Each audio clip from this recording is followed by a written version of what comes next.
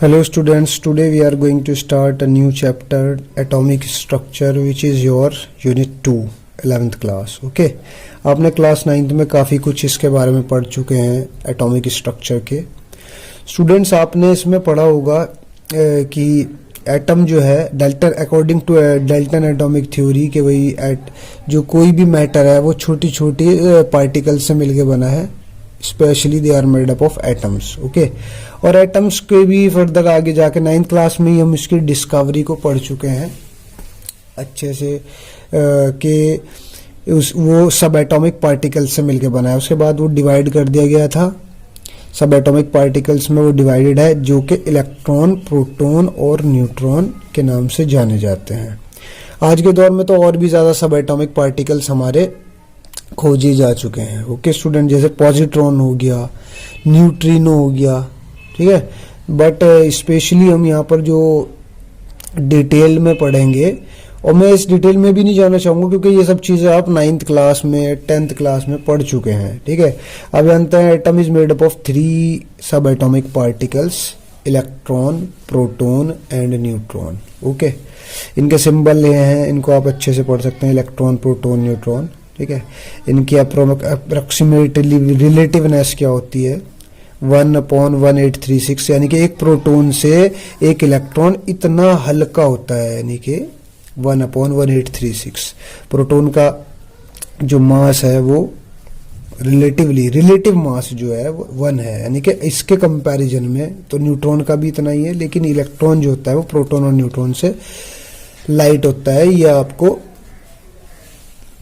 इस approximate रिलेटिवनेस values से पता चल गया होगा।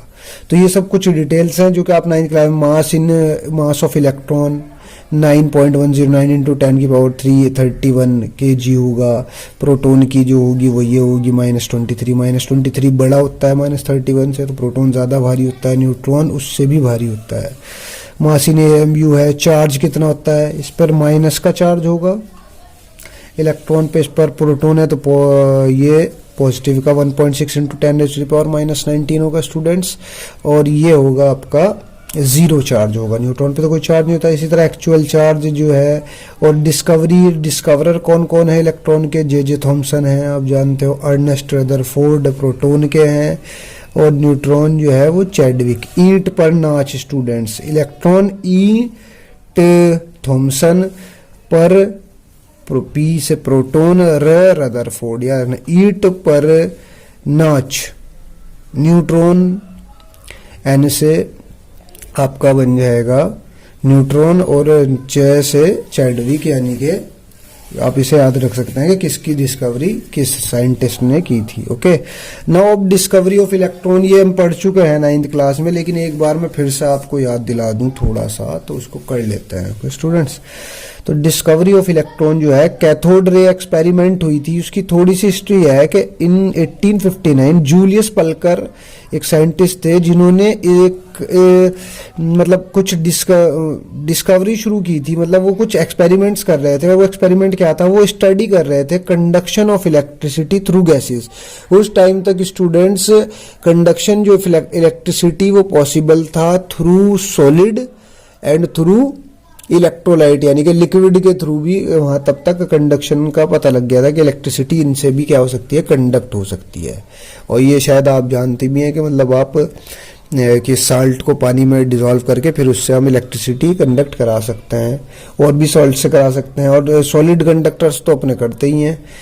लेकिन वो जो कर रहे थे स्टडी, क्या कर रहे थे, conduction of electricity through gases at low pressure. वो गैसेज जिन्हें लो प्रेशर पे रखा गया हो, मतलब लो प्रेशर मतलब उन पर कोई प्रेशर नहीं, वो सेम अपनी जो कि डिस्चार्ज ट्यूब में पॉसिबल होता है। ओके स्टूडेंट्स, डिस्चार्ज ट्यूब आपने देखी होगी, डिस्चार्ज ट्यूब कैसी होती है, वो कुछ इस तरह की होती है, आपने देखा होगा स्टूडेंट्स। ये अगर मान लिया एक ट्यूब है और इसके अंदर हम गैस भर दें, ये जो इसके अंदर हमने स्टूडेंट्स ये पाथ छोड़ा है, यहाँ पर हम प्रेशर की हेल्प से प्रेशर निकाल भी सकते हैं और प्रेशर को रिलीज भी कर सकते हैं। तो कितना भी प्रेशर हम यहाँ रख लें तो इस प्रेशर गॉज से हमें पता चल जाता है। ओके, तो इसमें फिर हम अगर इलेक्ट्रिसिटी कंडक्ट कराना चाहें तो यहाँ पर एक एनोड लगानी पड़ेगी, इधर एक कैथोड लगानी पड़ेगी, तो फिर ये कंडक्शन ऑफ इलेक्ट्रिसिटी में इसमें चाहिए।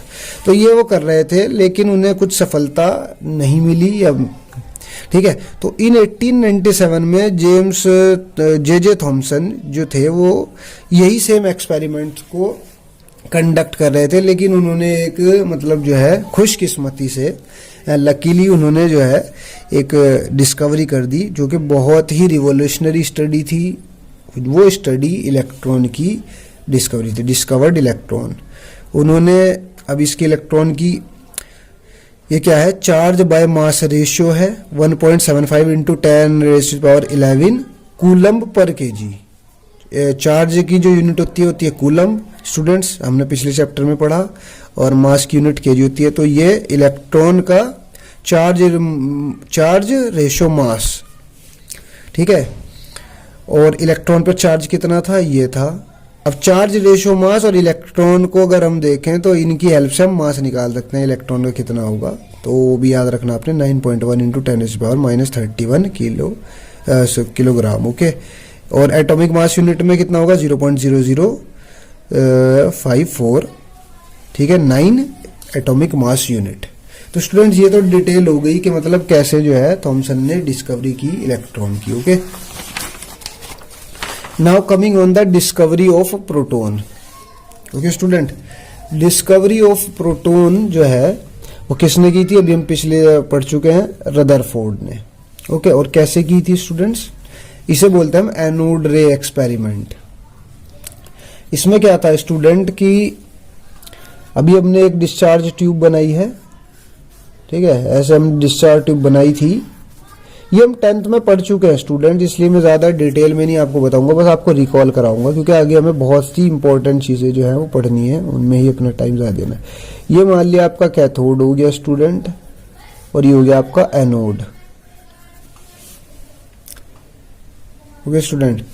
और कैथोड जो है that is called negatively charged, और एनोड क्या होती है, पॉजिटिवली चार्ज होती है, ओके स्टूडेंट्स। तो जब थॉमसन ने एक्सपेरिमेंट किया था तो उसने एक रे जाते हुई देखी थी, that is called cathode ray. वो कैथोड से एनोड की तरफ गई थी क्योंकि नेगेटिवली चार्ज थी, और वो इलेक्ट्रॉन से बनी हुई थी। वो स्टडी बाद में हमने कर ली थी, ओके। इलेक्ट्रॉन से मिलके बनी थी, क्योंकि हमने उसको फिर जो है चार्ज को, इस इलेक्ट्रॉन को, मतलब वो जो कैथोड से स्टूडेंट नेगेटिव की तरफ से आ रही थी और पॉजिटिव की तरफ गई थी ना, वो कैथोड रे एक्सपेरिमेंट ही हमने किया था। कैथोड रे ये एक्चुअली में कोई रे नहीं थी, इलेक्ट्रॉन्स की एक बीम थी, ठीक है, जिन्हें बाद में स्टडी कर लिया गया, ठीक है ना। इलेक्ट्रॉन्स की एक बीम थी, और जब उस इलेक्ट्रॉन की रे को हमने फिर से क्या किया, पॉजिटिव और नेगेटिव टर्मिनल्स के बीच से गुजारा, तो वो अट्रैक्ट हुई पॉजिटिव की तरफ, मतलब इधर की तरफ चली गई, ओके। उससे पता लगा कि वो नेगेटिवली चार्ज्ड है, ओके स्टूडेंट्स, ठीक है ना। जब वो पॉजिटिव और नेगेटिव से हमने इस रे को, अगर हमने यहाँ पे, अगर मैं यहाँ पे एक वो लगा दूं, इलेक्ट्रिक फील्ड लगा दूं यहाँ पे पॉजिटिव है, तो ये इधर की तरफ से जो है अट्रैक्ट हो जाएगी। इसी तरह जो है आपकी डिस्कवरी ऑफ प्रोटॉन हुई, इधर से एनोड की तरफ से एक रे गई, ओके स्टूडेंट्स, ये एनोड की तरफ से एक रे गई, ठीक है। 1886 में गोल्डस्टीन ने जो है इसका एक्सपेरिमेंट को शुरू किया था, लेकिन आकर रदरफोर्ड ने इसको हेल्प किया, और रदरफोर्ड के नाम से ही इसमें स्टूडेंट्स एक लोग बाग कई किताबें लिखते हैं कि गोल्डस्टीन ने जो है वो प्रोटॉन की डिस्कवरी की, और कुछ कहते हैं कि रदरफोर्ड ने की है। तो हमें उसमें नहीं जाना है किसी ने भी की हो, जनरली वैसे रदरफोर्ड का नाम लेते हैं, गोल्डस्टीन का। जैसे उसमें इलेक्ट्रॉन का चार्ज और मास रेशियो जो है स्टूडेंट्स हमने निकाला था इलेक्ट्रॉन के केस में, जो कि कितना था 1.75 इंटू 1.75 इंटू 10⁻11 था, और उसका इलेक्ट्रॉन का चार्ज कितना था 1.6 इंटू 10।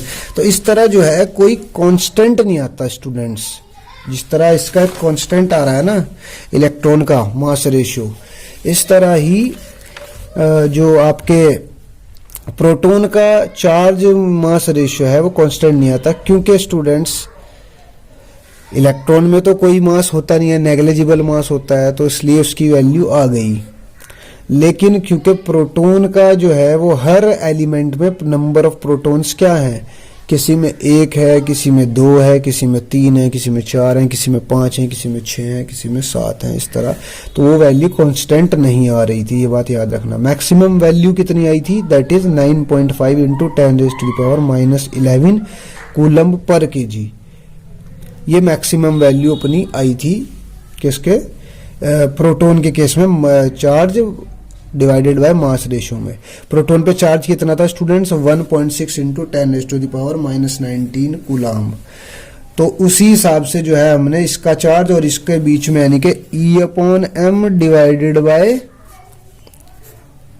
E, यानी कि उसका चार्ज, प्रोटॉन का जो चार्ज है और ये भी तो चार्ज है ना प्रोटॉन है, तो इन दोनों को डिवाइड करके जो हमने निकाला तो फिर मास की वैल्यू आ सकती है। ओके, मास की वैल्यू आई अपने पास 1.6 इंटू 10⁻⁻27 kg। ओके स्टूडेंट्स, यानी कि ये हमारा निकल गया। नाउ डिस्कवरी ऑफ न्यूट्रॉन पे आ जाइए। Discovery of neutron in 1932 James Chadwick bombarded alpha particle helium on very light elements boron, beryllium, Be, मतलब बेरिलियम जो उसका वो है सिंबल है, मतलब जेम्स चैडविक ने क्या किया इन 1932 में अल्फा पार्टिकल्स, हीलियम 2 पॉजिटिव को हम अल्फा पार्टिकल बोलते हैं, इनको बॉम्बार्ड किया ऑन वेरी लाइट एलिमेंट्स। जैसे बोरोन है, बोरोन का जो है 5 होता है एटॉमिक नंबर और बेरिलियम का जो है, ठीक है। तो ही फाइंड्स दैट, उसने क्या किया, जैसे उसने बोरोन पे जो है ये बॉम्बार्ड किए helium particles, helium 2 positive particle जिसे हम अल्फा पार्टिकल बोलते हैं, find that a neutral particle is also obtained which has mass but no charge. तो उन्होंने जो है ना बोरोन के ऊपर जैसे ही हीलियम पार्टिकल को He2 पॉजिटिव को बॉम्बार्ड किया, जो कि कितना था 5 और इसका एटॉमिक मास था 12, ठीक है। तो ये किस में जो है बदल गया इस तरह से। इसके साथ एक और नया कंपाउंड आपके पास मिला हमें, तो जो है ये हमें करना है, ठीक है। तो models of atom. Now models of atom, atom कैसा, इसमें हम जनरली मॉडल्स ऑफ एटम पढ़ेंगे और कुछ थ्योरीज भी स्टूडेंट्स हम यहाँ इसमें पढ़ने वाले हैं जनरली, व्हाट आर द, तो उन्हीं पे हमें ज़्यादा फोकस करना है ना। अब चलते हैं सबसे पहले मॉडल की तरफ। मतलब जब अपने अच्छे से डिस्कवरी होगी इलेक्ट्रॉन और प्रोटॉन और न्यूट्रॉन की, तब जाके कहीं आपको जो है मॉडल्स आने लगे और साइंटिस्ट जो है वो मॉडल्स पेश करने लगे आप सब लोगों के आगे। तो सबसे पहला जो मॉडल है that is introduced by Thomson, जिसे हम थॉमसन मॉडल भी बोलते हैं sir. It is introduced by J Thomson. इसे हम प्लम पुडिंग मॉडल भी बोलते हैं, वाटरमेलन मॉडल भी बोलते हैं। इसमें क्या था कि स्टूडेंट्स यहाँ पर जो ये मैं ग्रे बना रहा हूँ, उसने बोला था कि एक पॉजिटिवली चार्ज का एक फुटबॉल जैसा जो है ना स्फेयर है, ये जो मैं ग्रे कर रहा हूँ ये सब पॉजिटिव चार्ज है स्टूडेंट्स। 3 डायमेंशनली इसको सोचना, ओके।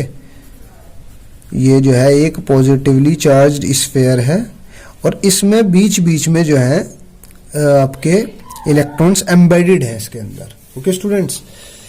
तो एक पॉजिटिवली चार्ज स्फेयर की एक बॉल हो गई और बीच बीच में जो है, जैसे आप पुडिंग देखते हो ना, पुडिंग हलवा होता है, उसमें बीच बीच में हम काजू बादाम लगा देते हैं, इस तरह से स्टूडेंट्स। या फिर वाटरमेलन में रेड जो पार्ट होता है दैट इज कॉल्ड पॉजिटिवली, उसमें जो रेड पार्ट है उसका पॉजिटिव चार्ज माने और बाकी जो ब्लैक सीड्स होते हैं उनको नेगेटिव, वो एम्बेडेड हैं जो उसके अंदर, उनको नेगेटिव चार्ज माने, ओके स्टूडेंट। तो इस तरह का जो है मॉडल उन्होंने कहा कि एटम ऐसा है। तो इसके लिए उनकी बड़ी तारीफ हुई।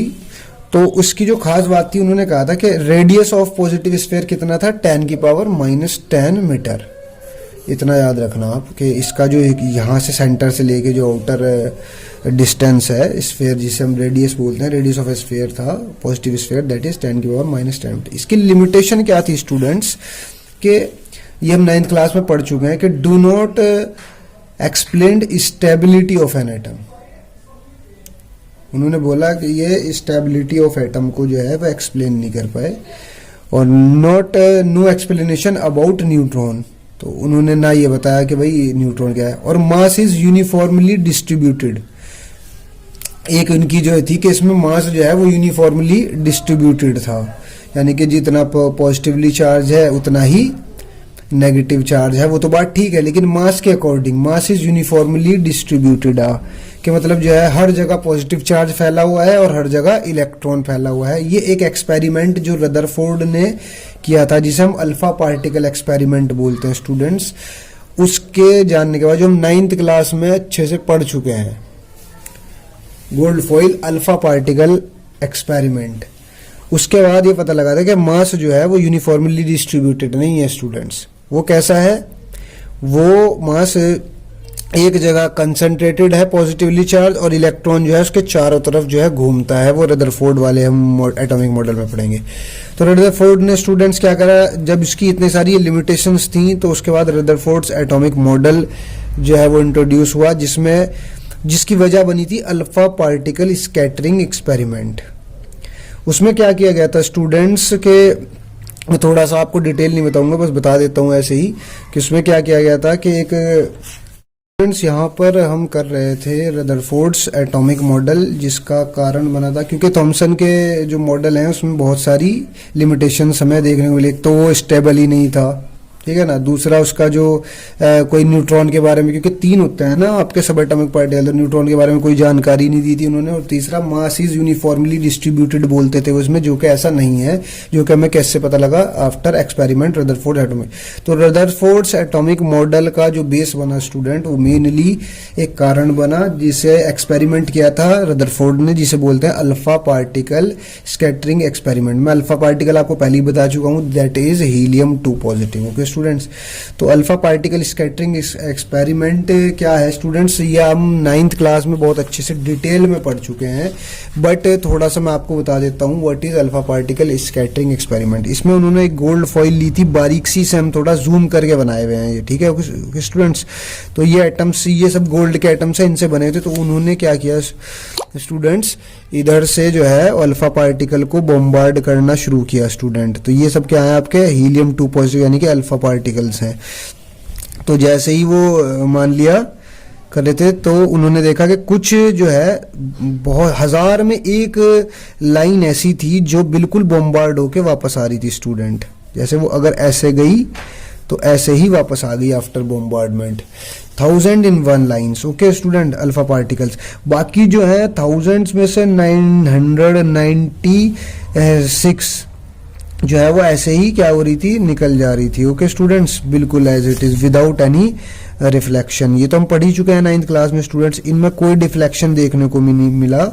ऐसे ही बहुत सारी लाइंस जो हैं अल्फा पार्टिकल्स की, वो ऐसे ही गोल्ड फॉइल से जस्ट पास आउट हो गई। लेकिन उनमें से 2 और 3 लाइंस ऐसी थी स्टूडेंट्स जो अपने पाथ से थोड़े से क्या हुए, डिफ्लेक्ट हुए स्टूडेंट्स, ठीक है ना, डिफ्लेक्शन हुए। तो 2-3 लाइंस अपनी पास ऐसी थी। ओके स्टूडेंट्स, तो वो डिफ्लेक्टेड जो हुए, तो इससे जो है हमें 3 तरह की रेज मिली। एक तो 1000 में से एक लाइन ऐसी थी स्टूडेंट जो बिल्कुल बॉम्बार्ड होकर वापस आ गई थी, ठीक है, और कुछ लाइंस 2 या 3 लाइंस ऐसी थी जो अपने पाथ से डिफ्लेक्ट हुई थी, स्कैटर हुई थी। ओके, और ज्यादातर लाइंस अपनी ऐसी थी जो क्या हो गई थी स्टूडेंट्स, बिल्कुल स्ट्रेट चली गई थी विदाउट एनी डिफ्लेक्शन। उसका मतलब स्टूडेंट्स ये था कि अगर जो है मॉडल हमारा ऐसा होता जैसा कि उसने थॉमसन ने हमको बताया था कि भाई एक पॉजिटिव चार्ज का स्फीयर है, उसमें इलेक्ट्रॉन्स ऐसे एम्बेडेड हैं, तो स्टूडेंट्स ये वाली जो अपनी अल्फा पार्टिकल रेज होती हैं स्टूडेंट्स, ये तो पॉजिटिवली चार्ज होती हैं He2 पॉजिटिव, तो फिर तो ये सारी की सारी रिफ्लेक्ट बैक होनी चाहिए थी, क्योंकि पूरा स्फीयर ही किसका था अकॉर्डिंग टू थॉमसन, पूरा का पूरा ही पॉजिटिव है। तो सारी की सारी को क्या होना चाहिए था स्टूडेंट्स, ये रिफ्लेक्ट बैक होना चाहिए था इन्हें। जबकि इसमें तो क्या हो रहा है, ज्यादातर जो रेज हैं वो क्या हो रही हैं, वो क्या हो रही हैं, without any deflection they penetrate the gold foil. हाँ, बट ऐसा नहीं है कि पॉजिटिव चार्ज जो है, क्योंकि इसके अंदर है ही नहीं बिल्कुल भी, पॉजिटिव चार्ज प्रेजेंट है, तभी तो उनमें से जो है कुछ रेज जो है वो 2 या 3 रेज जो है वो डिफ्लेक्ट भी हुई है, लेकिन वो पॉजिटिव चार्ज बहुत थोड़ी सी स्पेस में at the centre of the atom present है, ये उन्होंने बोला, तभी तो बीच में से सिर्फ कुछ ही रेज जो है वो डिफ्लेक्ट हो पाई स्टूडेंट्स अपने पाथ से, और ज्यादातर जो है वो ऐसे ही जा रही थी, क्योंकि मोस्ट ऑफ द, अब इससे जो है हमें 2 रेज से, जो रेज ज्यादातर रेज 96 रेज जो है वो ऐसे ही पास हो गई बिना रिफ्लेक्शन के, वो बताती है कि most of the space in our atom is empty. ये बताया उसने कि क्योंकि ज़्यादातर स्पेस जो है वो खाली है, तो बिना किसी रिफ्लेक्शन के डिफ्लेक्शन के वो जो है चली गई हैं ऐसे ही। लेकिन कुछ जो है 2 या 3 जो है वो रिफ्लेक्ट बैक हुई, तो मतलब जो है पॉजिटिव चार्ज तो प्रेजेंट है एटम में, लेकिन वो बिल्कुल सेंटर में प्रेजेंट है, और जो है वो बहुत ज़्यादा हार्ड स्ट्रक्चर के फॉर्म में प्रेजेंट है बीच में एट द सेंटर। तभी तो एक जो है बिल्कुल जो सेंटर से आके लगी वो बॉम्बार्ड बैक हो गई स्टूडेंट, बिल्कुल बॉम्बार्ड बैक हो गई, उनमें डिफ्लेक्शन नहीं हुआ। ओके स्टूडेंट्स, तो इस तरह जो है वो मॉडल जो है, ये वाला मॉडल डिस्कार्ड कर दिया गया और ये वाला मॉडल जो है वो इंट्रोड्यूस हुआ, जिसे हम बोलते हैं रदरफोर्ड एटॉमिक मॉडल। इसके अंदर जो है पॉजिटिव चार्ज स्टूडेंट जो है वो एट द सेंटर और बहुत ही छोटी स्पेस में प्रेजेंट है स्टूडेंट्स, इसको आप समझ लें। वो जो अकॉर्डिंग टू द, क्योंकि सिर्फ 1 या 2 रेज ही स्टूडेंट्स अपनी क्या हुई थी, डिफ्लेक्ट हुई थी, बाकी ज़्यादातर जो रेज वो हैं क्या हुई थी, वो ऐसे के ऐसे ही जा रही थी, क्योंकि most of the space empty space यहाँ पे प्रेजेंट है। ठीक है, और स्टूडेंट्स इलेक्ट्रॉन जो है वो इस न्यूक्लियस, और इसे क्या बोलते हैं जहाँ पे पॉजिटिव चार्ज प्रेजेंट है, इस जगह को उन्होंने बोला न्यूक्लियस। ओके स्टूडेंट, यही उनके जो है एटॉमिक मॉडल की खासियत थी रदरफोर्ड के, कि उन्होंने जो है न्यूक्लियस को जो है डिफाइन किया था कि in which the positive charge is concentrated, the space where positive charge is concentrated, that is space is called nucleus। okay student, अब जो है और इलेक्ट्रॉन जो है नेगेटिव चार्ज जो है वो बाहर घूमता है एक ऑर्बिट में। ऑर्बिट बोलते हैं स्टूडेंट्स एक वेल डिफाइंड पाथ को जो कभी नहीं बदलता। ओके, अपना जगह नहीं बदलता। तो स्टूडेंट्स इलेक्ट्रॉन जो है वो एक ऑर्बिट में क्या हो रहे हैं, वो घूमे जा रहे हैं at a very high speed, और उस पाथ को हम क्या बोलते हैं, ऑर्बिट बोलते हैं। और न्यूक्लियस और उस ऑर्बिट के बीच की जगह को हम एम्प्टी स्पेस बोलते हैं। तो electron and nucleus is bounded by, और इलेक्ट्रॉन और न्यूक्लियस जो है वो बाउंडेड है स्टूडेंट्स एक दूसरे से by electrostatic force of attraction. Okay student, मतलब जो ना इलेक्ट्रोस्टैटिक फोर्स ऑफ अट्रैक्शन और न्यूक्लियस क्या करेगा, यहाँ पर उनके बीच में जो इलेक्ट्रोस्टैटिक फोर्स ऑफ अट्रैक्शन ना तो इलेक्ट्रॉन को बाहर जाने देगी ना इससे पास आने देगी, बिल्कुल ठीक है। बस एक वो दूरी पर जो है एक दूसरे से बाउंडेड रहेंगे। इसकी लिमिटेशन भी थी स्टूडेंट, लिमिटेशन थी unable to explain stability of atom, ये भी क्योंकि जो है उस टाइम पे कुछ नई थ्योरीज और कुछ नए जो है ना टैलेंटेड साइंटिस्ट पैदा हो गए थे स्टूडेंट्स। तो उन्होंने क्या किया उस टाइम पे, जैसे जेम्स मैक्सवेल थे, तो उन्होंने इलेक्ट्रोमैग्नेटिक थ्योरी, वेव थ्योरी जो है वो दे दी थी। तो उसके अकॉर्डिंग जो है कोई भी पार्टिकल हो स्टूडेंट्स, अगर वो बहुत स्पीड के साथ मूव कर रहा है तो एनर्जी एमिट करेगा। कोई भी पार्टिकल जो है अगर मूव कर रहा है बहुत तेजी के साथ, मतलब कैसे भी मूव कर रहा है, चाहे वो लीनियरली मूव कर रहा है चाहे वो सर्कुलर जो है मोशन में है, तो वो एनर्जी एमिट करता है। तो ये जो है ना जेम्स मैक्सवेल ने हमें बताया कि भाई मान लिया अगर ये आप कह रहे हो कि एक इलेक्ट्रॉन जो है बहुत तेज स्पीड से आपके ऑर्बिट में घूम रहा है, तो एक पार्टिकल है, तो जब ये घूम रहा है तो ये घूमते घूमते इसकी कुछ एनर्जी होगी तभी तो ये घूम रहा है, तो ये एनर्जी भी एमिट कर रहा होगा, एनर्जी एमिट कर रहा होगा student according to electromagnetic wave theory. तो एक दिन जब ये एनर्जी क्या कर रहा होगा, रिलीज कर रहा होगा, तो स्टूडेंट्स इसकी एनर्जी कम हो रही होगी मूव होते हुए ना। तो इस तरह से क्या होगा, जैसे जैसे इसकी एनर्जी जो है वो कम होती जा रही है, जैसे जैसे जा रहा है एनर्जी लॉस कर रहा है, तो इसकी एनर्जी जो है वो कम होती जा रही है। तो इलेक्ट्रोस्टैटिक फोर्स ऑफ अट्रैक्शन भी क्या होते जा रहा है, वो इंक्रीज होता जा रहा है स्टूडेंट, जिसकी वजह से जो है इलेक्ट्रॉन धीरे धीरे जो है वो न्यूक्लियस के पास आ रहा है, और एक दिन ऐसा होगा कि उसकी सारी एनर्जी जो है वो रिलीज हो जाएगी, और इलेक्ट्रोस्टैटिक फोर्स ऑफ अट्रैक्शन बढ़ते बढ़ते जो है इलेक्ट्रॉन वो न्यूक्लियस में जा मिलेगा, और इससे क्या होगा, एक ब्लास्ट होगा स्टूडेंट, जिससे स्टेबिलिटी ऑफ एटम जो है वो एक्सप्लेन नहीं होती। तो जो है ये लिमिटेशन जो है अपनी रदरफोर्ड को जो है इसका सामना करना पड़ेगा, unable to explain the stability of atom. तो वो इसे बाद में कि मतलब जो है समझा नहीं पाए, तो फिर एक नए एटम का structure of model of atom का जो है इंट्रोडक्शन हुआ, जो कि हम थोड़ा बाद में पढ़ेंगे स्टूडेंट्स। उससे पहले थोड़ा सा atomic number, atomic mass, isotopes, isobars और आइसो इलेक्ट्रॉनिक स्पीशीज क्या होती है, इनको जान लेते हैं। एटॉमिक नंबर क्या होता है students, number of protons in an atom. एक एटम के अंदर कितने नंबर ऑफ प्रोटॉन्स होता है वही एटॉमिक नंबर होता है। मान लिया हाइड्रोजन है स्टूडेंट, तो हाइड्रोजन के पास एक प्रोटॉन होता है, तो उसका एटॉमिक नंबर भी स्टूडेंट्स 1 होगा। हीलियम के पास 2 होते हैं प्रोटॉन, ये नंबर ऑफ प्रोटॉन होते हैं। इसी तरह हमारे पास कार्बन होता है, कार्बन के पास 6 प्रोटॉन होते हैं तो हम इसका एटॉमिक नंबर 6 बताते हैं। नाइट्रोजन के पास 7 होता है, इस तरह ऑक्सीजन के पास 8 होता है, सेम है। स्टूडेंट्स, एटॉमिक मास नंबर होता है number of proton plus number of neutrons के कितने किसी एटम के पास नंबर ऑफ प्रोटॉन और नंबर ऑफ न्यूट्रॉन्स है, उन दोनों का सम क्या होता है students, that is called number atomic mass. ठीक है, जैसे मान लिया स्टूडेंट्स हीलियम के पास जो है 2 प्रोटॉन होते हैं, 2 प्रोटॉन होते हैं और 2 न्यूट्रॉन होते हैं, तो उसका टोटल एटॉमिक मास क्या हो जाए, जिसे हम ऊपर दर्शाते हैं 4। ठीक है ना। और स्टूडेंट्स कार्बन के पास 6 प्रोटॉन हैं और 6 न्यूट्रॉन है, तो स्टूडेंट्स उसका एटॉमिक मास क्या होगा, 12। Okay students. इसी तरह नाइट्रोजन के पास 7 प्रोटॉन हैं स्टूडेंट्स और 7 न्यूट्रॉन है।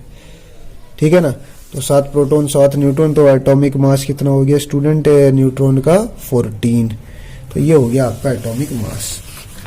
तो इन दोनों में फर्क है, एटॉमिक नंबर क्या आता है, खाली number of proton, atomic mass होता है number of proton plus number of neutrons.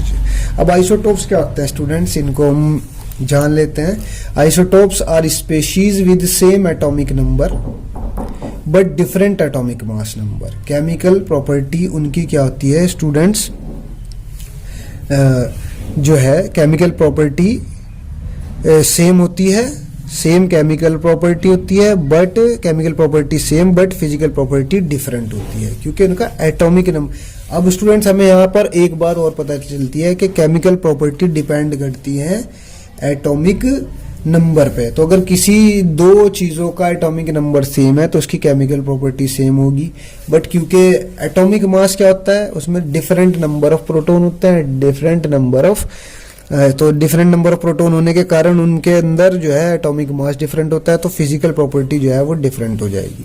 अब स्टूडेंट्स जैसे हमारे पास जो है एक ही स्पेशीज हम ले लेते हैं, जैसे आपके पास है हाइड्रोजन के 3 आइसोटोप्स पाए जाते हैं स्टूडेंट्स, जिसमें एटॉमिक नंबर तो सबका क्या रहेगा, सेम है। हाइड्रोजन का एटॉमिक नंबर 1 होता है, तो इनका सबका एटॉमिक नंबर जो है सेम है, लेकिन इनका एटॉमिक मास डिफरेंट है, 1 2 3।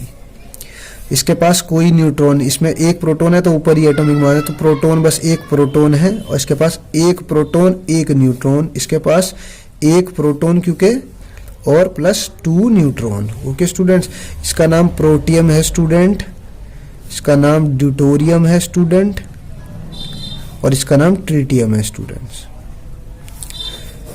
इन तीनों की केमिकल प्रॉपर्टी सेम रहेगी।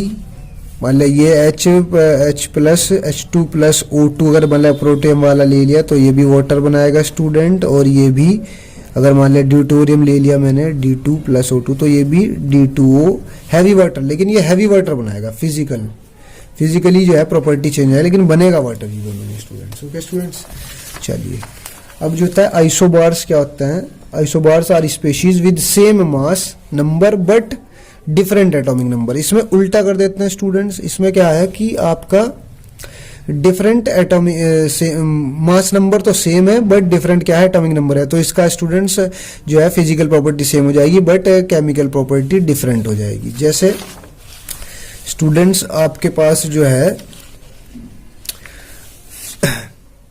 कार्बन 14 प्लस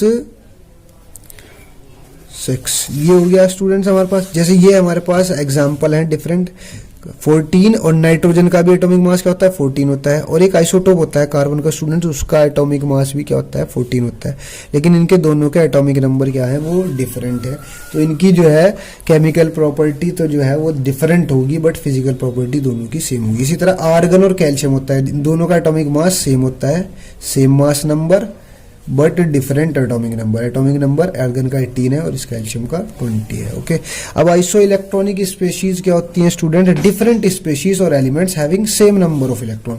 वो कुछ भी हो सकती हैं स्टूडेंट्स, लेकिन उनके अंदर जो है इलेक्ट्रॉन जो है वो सेम रहते हैं। जैसे नियोन होता है स्टूडेंट्स, आपने देखा होगा 10th क्लास में भी मैंने कराया था आपको, नियोन 10 यानी कि 10 जो है उसका एटॉमिक नंबर है, मैं नीचे की तरफ लिख रहा हूं, तो यानी कि उसके पास 10 प्रोटॉन है स्टूडेंट्स, 10 प्रोटॉन हो गए। तो जितने आप जानते हैं एक न्यूट्रल एटम के अंदर जितने प्रोटॉन होते हैं स्टूडेंट्स उतने ही इलेक्ट्रॉन प्रेजेंट होते हैं, तो 10 ही उसके पास इलेक्ट्रॉन होंगे। लेकिन इलेक्ट्रॉन जो है वो शेल्स में डिफरेंट शेल्स में डिस्ट्रीब्यूटेड होते हैं अकॉर्डिंग टू 2 8 8 18 18 32 इस तरह से जो है ना डिवाइड। तो इसको हम कैसे, नियोन की जो इलेक्ट्रॉन को टोटल 10 इलेक्ट्रॉन है तो पहली में 2 आएगा स्टूडेंट, दूसरी में 8 आएगा। तो इस तरह जो है ये हमने इसमें किया है। तो न्यून 10 है तो उसके पास इलेक्ट्रॉन कितने हैं, प्रोटॉन कितने हैं इसके पास 10 है स्टूडेंट्स, वेरी गुड। और इलेक्ट्रॉन कितने हैं 2 8 यानी कि टोटल 10 है। इसी तरह ऑक्सीजन 8 एटॉमिक नंबर है नीचे और ऊपर है -2 यानी कि इसने 2 इलेक्ट्रॉन गेन किए हुए हैं। -2 का मतलब क्या होता है स्टूडेंट्स, गेन किए हुए हैं, और प्लस का मतलब क्या होता है स्टूडेंट्स, लूज किए हुए हैं, मतलब उसने दिए हुए हैं किसी को। तो -2 यानी कि जब, अब देखो यहां से अंदाजा लगाते हैं कि जब उसका एटॉमिक नंबर 8 है तो 8 में यानी कि 8 प्रोटॉन है तो 8 ही उसके पास क्या होंगे, इलेक्ट्रॉन्स होंगे स्टूडेंट्स। और जब 8 ही इलेक्ट्रॉन होंगे और 2 उसने गेन किए हैं तो टोटल कितने हो गए 2 + 8 = 10। तो ये दोनों क्या हुई आपस में आइसोस्फीयर, लेकिन इनके प्रोटॉन नंबर डिफरेंट है क्योंकि 8 एटॉमिक नंबर है तो 8 प्रोटॉन रहेंगे, लेकिन 2 इलेक्ट्रॉन उसने बाहर से कहीं से गेन कर लिए तो स्टूडेंट्स उनकी है। अब इस तरह मैग्नीशियम का जो एटॉमिक नंबर होता है 12 होता है, यानी कि उसके पास 12 प्रोटॉन होते हैं और 12 प्रोटॉन होने के साथ साथ उसके पास इलेक्ट्रॉन भी कितने होंगे स्टूडेंट्स, 12 ही होंगे। लेकिन +2 चार्ज आने की वजह से उसने 2 इलेक्ट्रॉन क्या किए हुए हैं, लूज किए हुए हैं स्टूडेंट्स, इसलिए उसके पास इलेक्ट्रॉन आ जाएंगे 2 8 और प्रोटॉन उसके पास आ जाएंगे। तो ये सब तीनों स्पेशीज आपस में क्या कहलाएंगी students, isoelectronic species. Okay students, चलिए तो आज का टॉपिक जो है वो यहीं खत्म करते हैं। नेक्स्ट वीडियो में जो है आपको थ्योरीज पढ़ाई जाएंगी, उसके बाद बोहर एटॉमिक मॉडल जो है उसको एक्सप्लेन किया जाएगा। Okay students, till then all the best, good bye.